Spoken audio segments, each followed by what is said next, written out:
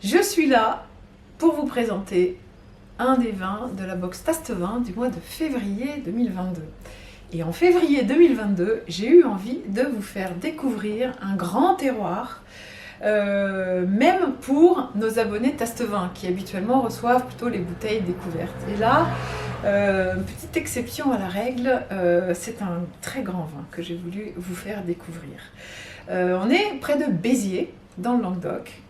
À peu près à 350-400 mètres d'altitude. Et quand on est tout là-haut, on voit la mer. Et la mer, elle voit les vignes en retour. Ça veut dire que toutes les brises marines qui vont arriver, qui vont être accompagnées par les vents, elles vont arriver en haut dans ces vignes et elles vont un peu arroser de fraîcheur finalement, lui apporter de la fraîcheur. Et quand il y a beaucoup de soleil comme dans cette région-là, c'est hyper important d'avoir cet apport de rafraîchissement finalement pour éviter que les raisins soient trop riches, trop lourds et trop sucrés finalement, qui au final donnerait des vins trop alcooleux. Donc c'est un de très très beaux terroirs qui est surtout composé de ces fameuses pierres qu'on appelle des schistes et qui donnent tant de personnalité au vin. Et vous allez voir en dégustant ce vin que c'est très, très parlant de personnalité. Finalement, c'est ça qui est assez exceptionnel, de se ressentir cette minéralité dans les vins rouges. On la sent plutôt dans les vins blancs. Et là, elle est vraiment, vraiment réelle et parlante dans un vin rouge. Alors, c'est un domaine un peu particulier parce qu'il a été créé sous forme de financement participatif par un peu une bande de copains qui a voulu créer ce domaine. Ça fait que 7 hectares, c'est vraiment tout petit, mais vous savez que chez 3x20, on aime bien vous faire découvrir des choses à petite échelle. Et donc ce très très très beau vin est le fruit un peu du travail réuni de tous ces gens qui sont en fait des fans de rugby. Ça s'appelle Première Ligne d'ailleurs, des fans de rugby à l'origine, et qui ont trouvé quelqu'un qui allait s'occuper de leur domaine. Et voilà, ils se sont tous mis ensemble pour financer ce domaine, et c'est vraiment un résultat extraordinaire. Évidemment, ils sont en bio. Bon, au moment de cette bouteille 2017, c'était encore en conversion bio.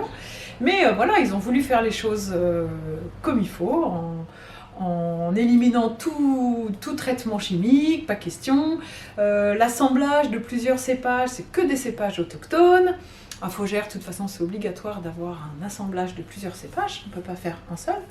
Et voilà, et puis ils ont acheté des fûts, et puis voilà, ils ont fait ce qui leur semblait être quelque chose de vraiment haut de gamme, vraiment extraordinaire, et j'ai eu la chance de pouvoir tomber là-dessus et vous le proposer. Alors, ce joli Faugère du domaine Montgros a une couleur absolument incroyable. C'est-à-dire que si on regarde vue d'avion, on ne voit pas ses mains, ses doigts. C'est vraiment un vin opaque, très très très joli.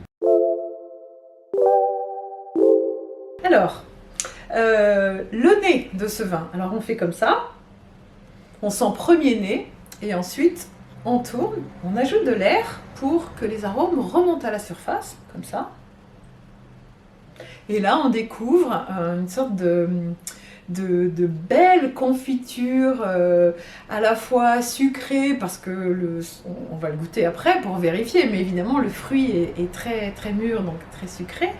Et puis il y a ces notes de garrigue, ces notes un peu de laurier, de thym, d'herbes sèches qu'on trouve vraiment dehors, entre les vignes. Il y a plein de petites herbes sèches qui sont là et qui en fait donnent leurs arômes au vin. C'est ce qu'on appelle le terroir, bien sûr. Et puis ces schistes qui, en remontant à travers la sève, vont aussi donner des arômes et puis également du goût.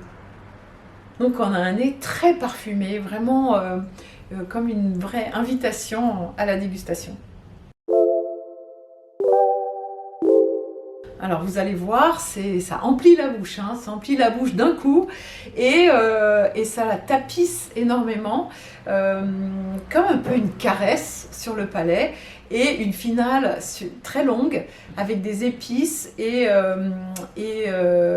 beaucoup de fraîcheur en finale. Vous allez voir que les brises maritimes dont je vous parlais juste avant ont aussi une influence sur l'équilibre du vin qui n'est pas du tout lourd, qui est juste généreux mais tout en équilibre.